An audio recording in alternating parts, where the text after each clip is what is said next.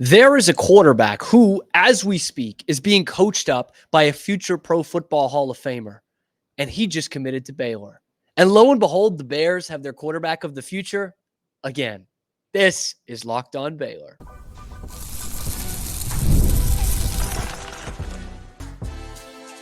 You are Locked On Baylor, your daily podcast on the Baylor Bears, part of the Locked On Podcast Network, your team every day. Happy Friday to you, and welcome into another episode of Locked On Baylor, part of the Locked On Podcast Network, your team every day. And thank you for making it your first listen today and every day. I'm your host, Cam Stewart of ESPN Central Texas and the Cam Show on Rogue Media Sports Network. And just when you thought there was a lull in Baylor football recruiting, bang, another big commitment again. We're also going to talk about what position group needs to be successful for this team in 2024 to be successful. We're talking wide receiver you, running back you, quarterback you, we'll find out. And there's still people finding reasons to be mad about the We Pay Player shirts. And we have now, I think, run the full gamut of excuses for why they hate it. We'll talk about that in the show as well. Starting with your quarterback of the future might just be Quinn Murphy. Quinn Murphy of Argyle Liberty Christian made the commitment today. Yesterday, as you're listening to this, I got to get better at that. On Thursday evening, he made the commitment to say, I am going to Baylor. This is a quarterback from the class of 2026 who is rated as a 3-star recruit right now. Some of you don't care anything about stars. Some of you are saying, Cam, why are we even dedicating time to him if he's not a 5-star? He's a 3-star right now. He's going into his junior year at Argyle Liberty Christian. Mark my words, Quinn Murphy will be a 4-star who is pushing a 5-star at worst by the time he is done playing high school football. His ascension in 2 years of playing high school football has been incredible. And the stats, they're just off the charts, okay? As a freshman, he has a 33-3 touchdown interception ratio, completes nearly 70% of his passes, and throws for over 2,400 yards. Tough to get better than that. How about this as a sophomore at Regent School in Austin? Over 3,000 passing yards and a 52-8 touchdown to interception ratio. I'll say that again. 52-8. Playing some of the best private school football in Texas, and therefore some of the best private school football in the entire country. He transfers this year. He's at Argyle Liberty Christian. And who is the coach there but Jason Witten? Future Hall of Famer, Cowboys Ring of Honor guy in the future. Absolutely. One of the greats to ever play for the Cowboys. He's coaching up Quinn Murphy now for the best TAPS team in all of Texas. The one that won the state championship in Waco just back in December.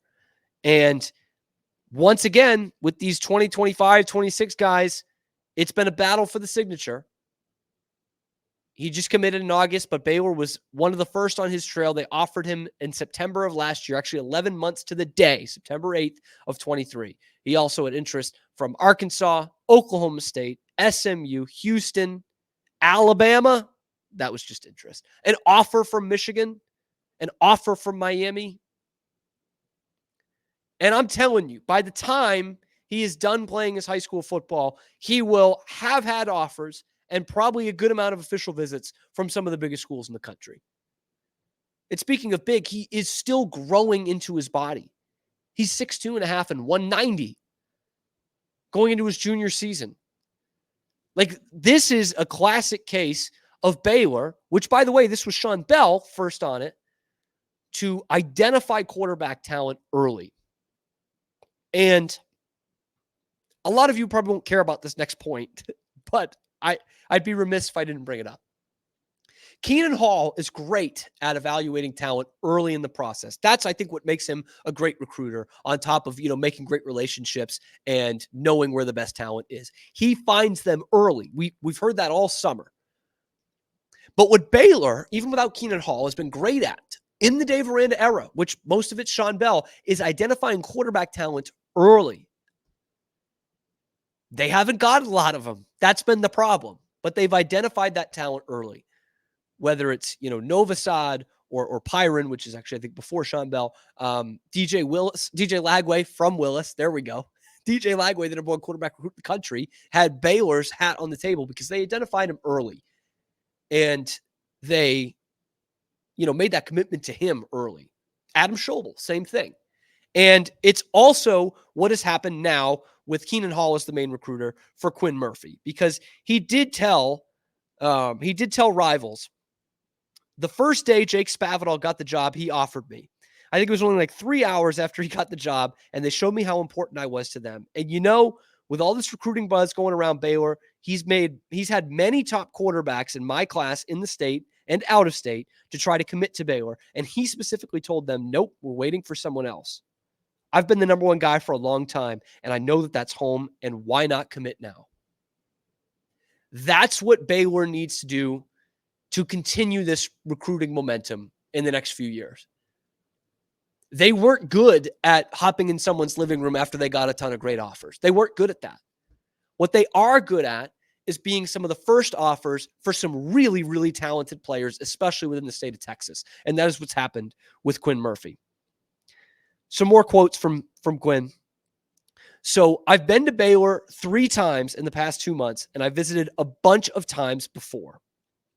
They've told me they're going to be running a heavy spread offense, heavy choice for us, putting a lot of the pressure on the quarterback and making him make those decisions. And that's exactly what I'm up for. That's what I signed up for. And that's a big reason why I'm committing to their system, because I love and I trust them and everything that they do through the system, and I'm ready for it. Are you ready for one more great quote from Quinn Murphy? I talked to Taz Williams at the junior day. Taz Williams is right up there with Keenan Hall and Dallas Baker. And again, Jake Spavital for getting these guys in through the door. I talked to Braden Robinson, and I talked to London Smith from Waco University, by the way. He's going to be a 4 or 5-star guy. They're both 2026 receivers, both really high on their board. And I talked to the other 2026 running back commits. That's Rylan Morris and Davis Penn, who we've both done segments about. I'm fired up about that. 2 great running backs that can obviously play ball. And, I've talked to the 2026 linemen when I was on campus there too. So when I commit, I'm going forward to build the best 2026 class out there. You can't stress enough in today's day and age having a big-time quarterback recruit commit to your class and commit to it early. We've heard about it with Taz Williams at the receiver position. We saw how much their class fluctuated for 2025 when Adam Schobel committed and when Adam Schobel decommitted. This has a lot to do with these rankings, which, by the way, Baylor's first in the Big 12 for the 2026 rankings. Take that with 3 grains of salt. It's pretty early, but it's continuing that momentum into the next class. And Quinn Murphy, I'm telling you, you're going to hear that name a lot in the recruiting circles in the next 2 football seasons. They were on Austin Novosad early, and after his junior year, right before his senior year, he got all those official visits. Ohio State, Notre Dame, A&M. He doubled down with Baylor. Obviously, that didn't work out. But that's the kind of ascent that you're going to see. Baylor was his best option. And then all of a sudden, after his junior year, he had some of the best options of anyone in the country. That is what's going to happen with Quinn Murphy. And again, he's a kid who's still filling out his body. But Arkansas, Houston, Michigan, all these schools going after him. He is committed to Jake Spavital. He's committed to Taz Williams. He is committed to Keenan Hall and Dave Aranda. He's committed to Baylor. And hopefully he can get some of those other guys he was talking about to come on board as well, like a London Smith, hometown hero. But Quinn Murphy, that's your quarterback of the future, at least for right now. There's a lot of time, but once again, the train does not stop. This would have been the biggest Baylor story of the summer if it happened a month ago. And yet there's been so many great blue chip prospects that have committed since then that it's still a big story, but it's not as crazy as it was just a few weeks ago. Welcome aboard, Quinn Murphy. Big get for Baylor, if you ask me. Today's episode of Locked On Baylor is brought to you by our friends over at FanDuel. Now, you guys know Quinn Murphy loves sports. You love sports because you're listening. I love sports. I don't want them to stop. But they're not sportsing the way I really want them to during the summer. That's why we got football coming up. But to keep me intrigued all the time, all I got to do is go on the FanDuel app and dream up any bets anytime I'm in the mood. And this summer, FanDuel is hooking up all customers with a boost or a bonus daily. That's right. There's something for everyone every day, all summer long. So head over to FanDuel.com and start making the most of your summer. FanDuel, official sports betting partner of Major League Baseball. The recruiting momentum, it's intoxicating. It's so good. So good, in fact, that we sometimes forget about this year in college football. So I appreciate you making this your first listen today and every day. But I implore you to make your second listen Locked On College Football with Spencer McLaughlin. I've been on a bunch of times with him. He is breaking down every team, every conference all over the country. It's tough to keep up with what's going on in the rest of college football when you're so locked in on Baylor, but Spencer makes it easy with daily bites every day, 30 minutes. So check out Locked On College Football.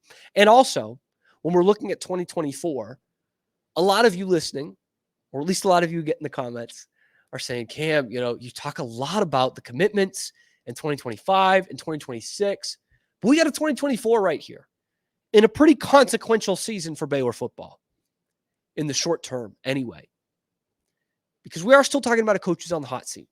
You can't get around that. And there's still a lot of question marks, both around the conference, but also within the walls of this Baylor football program. And who are going to be the players that are going to take the step up?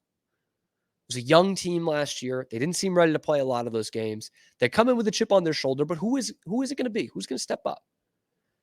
And I got posed this question from Matt Mosley on the Matt Mosley Show, and he correctly predicted this was going to be a segment on Locked On Baylor. But he was talking about actually the University of Texas. They got a big running back recruit recently. They actually got another wide receiver recruit recently as well. And he said, that used to be, for a good stretch, like a running back we're talking about Priest Holmes, who didn't get a ton of shine in college, to Ricky Williams, to Cedric Benson, who was great, the late, great Cedric Benson at Texas, and Jamal Charles. And it was this great run for like a decade plus. And he said, Baylor could do with one of those. Being something there was, a soft attempt at wide receiver during the Bryles days. They had plenty of great college receivers. It didn't translate as much into the pros, so it was tough to get that moniker. I teased a few weeks ago a new running back with the great running back recruits that Baylor's getting. Michael Turner, Davis Penn, Ryland Morris, Caden Knighton as well. There's plenty of great running backs coming down through the pipeline. And so Matt Mosley asked me for this year, if Baylor is going to be successful, if they're going to be in that bowl game or maybe even better, what is the moniker going to be this year? What's the position group that it's going to be? And I've had a real tough time with this one. I've had a real tough time with it because I think there are a couple different positions that you can look at and say, this position group can break out. I'm not betting the house on it, but this I could see this breaking out and I wouldn't be stunned. And ultimately, I came down between running back wide receiver which you guys are happy that I'm not saying left tackle or defensive end because that's not as fun to talk about, right? Wide receiver or running back And I look at this offense that they're going to install, right, with Jake Spavital, very similar to the one that we saw at Baylor in the Bryles era, very similar to what you heard all about when you watched the Swamp Kings documentary with Urban Meyer and Dan Mullen. Similar style. Spread offense, make you defend every blade of grass. And with that, what we saw in the Bryles era was wide receivers. I just talked about it. It was wide receivers that felt like they did the heavy lifting, right? Not to say the quarterbacks weren't great, not to say the running backs weren't great, but the names you knew were wide receivers. Corey Coleman, Katie Cannon, Antoine Goodley, Josh Gordon, Terrence Williams, Kendall Wright. I could go all day. Lynx Hawthorne, Levi Norwood. I won't go all day. But that was the first one that popped out to me. And you look at this Baylor team, and there's cause for thinking that wide receiver group could break out. I liked some of the guys they added, including Ashton Hawkins, transfer from Texas State, who had some good games against Baylor and had his most productive year under Jake Spavital, which wasn't a great year record-wise for Texas State, but a very good individual year for Ashton Hawkins. Well, he got named to the Biletnikoff Award watch list this week, the preseason. So it's not just me thinking he could break out. It's not just you thinking he could break out. It's the experts thinking he can break out as well, that this is the kind of offense he needs to get unlocked. Or if you were looking at the award watch list this week as well, there's also Bears wide receiver Hal Presley on the Comeback Player of the Year watch list. Now, look, I don't know how they decide that, if it's just guys who got hurt last year in Hal Presley's case, or guys who had a down year. All of those are candidates for Comeback Player of the Year, right? But Hal Presley is someone that we've seen shine before in limited doses, but he is someone who I think if Baylor's going to have offensive success needs to step up. Again, not from last year. He got hurt towards the end of the season, but he only showed us flashes in half of 2023 and in 2022. And this coaching staff is high on him as well. So wide receiver, I could see that. Jamal Bell is someone that Mosley loves from spring practice. Speedster, Monterey Baldwin, whom we all love. The last 2 years just saying, man, can we just get him the ball a little bit more? Because when he's in space, no one can catch him. So there are some breakout candidates in wide receiver. But then I think about the misconception of the Briles offense, and something that is probably a misconception in the Spavital offense, but has been talked about a lot in this offseason, and that is it is predicated on running the heck out of the ball. When you come down to it, the simple genius of these styles of offense, whether it be Spavital or Briles or Levy or whomever, Montgomery, Babers, is that they throw in a lot of power running in a spread formation, which seems like an oxymoron, but it's true. And if you watched those Baylor teams between 2011 and 2015 specifically, they ran the ball a lot. And they always had a stable of running backs that everyone was fresh. I think of the Shock Linwood, the other Terrence Williams, Johnny Jefferson, obviously like Seastrunk and Glasgow Martin and Devin Chafin. There was always someone that could plug and play and could run it up the gut and run it physically. And so that leads me to believe that maybe it needs to be RBU in order for Baylor to be very successful this year. And as much as I think the wide receiver room can break out, I expect the running back room to be better. It's not a hope. It's an expectation. Richard Reese, freshman of the year 2 years ago. Dominic Richardson, that power back that you were looking for when it was just Richard Reese 2 years ago. He's on the team for a second year. And both didn't have great seasons last year.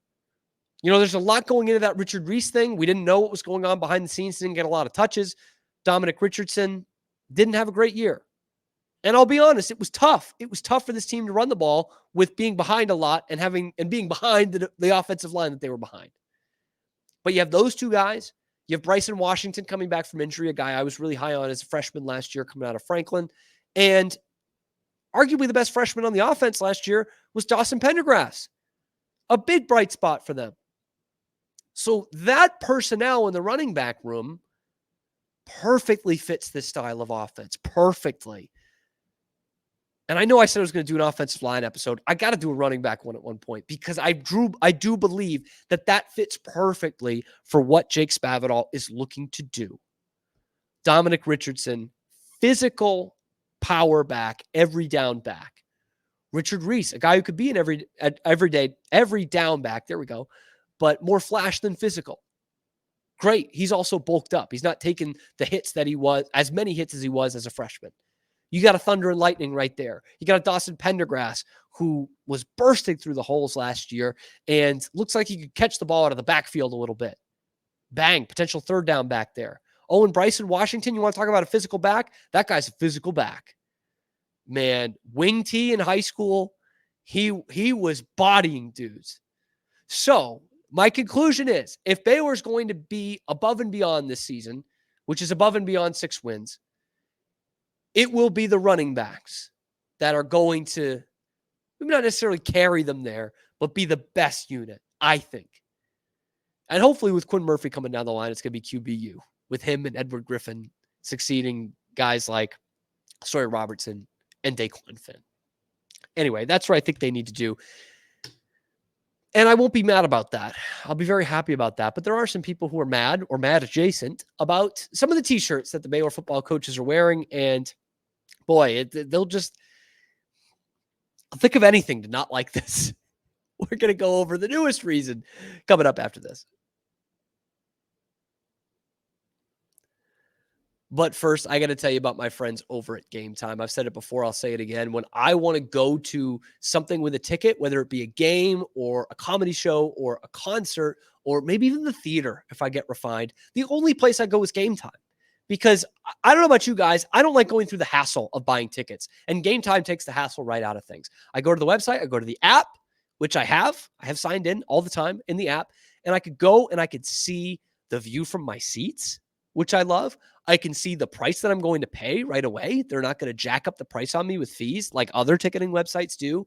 And I'm a little wishy-washy. So if I want tickets at the last minute, Gametime is the only place. You could save up to 60% off buying last minute for anything that needs a ticket, especially my sports games. Went to Fenway a few weeks ago, bought it the day of the game, got a great deal on it. They've also got flash deals and zone deals going on throughout the week, and they've got the lowest price guarantee, or Gametime is going to credit you 110% of the difference. So take the guesswork out of buying tickets with Gametime. Download the Gametime app, create the account, use the code LOCKEDONCollege for $20 off your first purchase. As if it isn't a good enough deal, we're going to give you money off too. Terms do apply. Again, create an account, redeem the code LOCKEDONCollege, LOCKEDONCOLLEGE for $20 off. Download Gametime today. Last minute tickets, lowest prices. Kim Stewart, guarantee. All right, so we went over the t-shirts. We pay players. That's what it says. I loved them. I haven't bought one yet. They're kind of pricey, ironically or coincidentally enough. They're a little pricey, and they don't come in dry fit. I can never just be happy. Anyway, I was saying how much I like them. And I know there are some detractors of that from even our own fan base. I had some people in the comments saying they don't like it. I had some people on Twitter telling me it was desperate and a cry for help. And like, I get it. Okay, before I get into this thing, I get it. If you're from another fan base, especially one that's football team is usually doing cool stuff, you're like, ooh, that's a little cringe. But then you go on about your day. That's it. You know, I've seen plenty of like things from other fan bases that I'm like, oh, that's kind of cringe. Oh, well. But still, there are some people who are like not over this we pay players thing. I'm just surprised by that. All right. Maybe I'm naive. I get surprised by that. And one of them who has recently this week actually has made his comments known about it is this guy, Chris Williams. This is not former friend of the show and KWTX legend, Chris Williams, who's now in Oklahoma. He's part of a couple of media companies up there in Iowa Everywhere, which I'm sure you've heard of. He founded it also through Cyclone Fanatic. And I've liked his work in the past a lot. And he does this CW podcast. And he, like me, has also been upset with Steve Kerr this week because he's a big Tyrese Halliburton guy. But he does a 3.5 minute rant, I guess, about why he doesn't like these shirts. And I was just like, okay. So first off, it's 3.5 minutes of basically saying the same analogy over and over again. And this is coming from a guy who does a podcast by himself a lot of the time. So y'all, if I'm saying the same thing, but for 7 or 8 minutes in a row, please let me know. I don't want to do that. But he basically just talks about how cringe it is. I'm going to save you the time. He basically talks about how cringe it is. And he uses the analogy that it's like going into a business and it's saying, hey, we're on Facebook. His analogy to that is that, you know, everyone is paying players. So now we've run the gamut of the excuses of why is Baylor bragging about this? That's cheating, to everyone pays players. Why is Baylor bragging about this? No one just doesn't care. No one. They either love it like me, and again, love it for kind of bigger reasons than just paying players, or they hate it for myriad reasons. And it's funny. Look, this is going to end up with me dumping on Dave Aranda a little bit, which I wasn't planning to do in the show. But Chris Williams is saying, he's like, look, I like Dave Aranda. I do. But after this We Pay Players shirt, I got to question him. I'm like, really? The 4 years of sub 500 football at Baylor doesn't make you question him, but a t-shirt that says we pay players is what's going to tip the edge, you know, going to make you question him a little bit. That I don't get. And then he's like doubling down. He's like, I don't know what's going on in those coaches' meeting rooms. I'm like, who cares, man? It's a t-shirt. People, it is a t-shirt. Who cares? Oh, it reeks of desperation to me. I hate to be the guy who says it, but they just went 3-9. That's back-to-back losing seasons after a Sugar Bowl win. If they're desperate to be cool, I'm okay with that. I'm okay. If they're desperate to drum up some interest from current players, future players, and the fan base, go ahead. There's much worse that you could do than saying we pay players. I'll just say that. So I don't know what the ultimate point was here other than he basically went on for 3.5 minutes saying, yeah, everyone does it. So then why are you mad? Who cares? Why are you donating, almost 4 minutes to it? I just don't get it. I don't get what's bad about it or what's great about it. I like it, but it's not going to lead them to 6 wins automatically, right? So I think that's where most Baylor fans are at. We like it. We like that they're taking initiative and showing that, hey, we're in this new world of college football and we're not as lame as you think we are. But no Baylor fan is thinking, hell yeah, man, we pay players. Here comes 9-3. No one's thinking that. So anyway, before I start to, say the same thing over and over for 3.5 minutes, thank you for making it your first listen today and every day. I really appreciate that. Let me know down in the comments. If you haven't made yourself heard on these t-shirts yet, get involved down in the comments below or on YouTube or tweet at us at Locked On Baylor. And let me know what you think about a new quarterback commit. Man, this is the position that intrigues me. Is Baylor going to keep, it looks like they're going to keep dipping their toes in the well of elite high school football quarterbacks, whereas some other teams are just sticking with the transfer portal. Let me know what you think about that down in the comments below, or about what position group is going to need to step up the most this year. We're going to have some position group previews before things kick off against Tarleton State. But we are your first listen today and every day, and we super appreciate you everydayers who are on it, just like I said, every day. Appreciate that. You can find us on YouTube, so be sure to like and subscribe, leave a comment, ring that notification bell to get notified whenever we drop a video, or wherever you get your podcasts. We're thankful to be the only free everyday podcast about Baylor athletics that's not coming straight from the university. So appreciate you guys. We'll be back on Monday, barring some crazy breaking news, which does tend to happen in this Baylor world. So we will see you then on your favorite show, which is, of course, Locked On Baylor.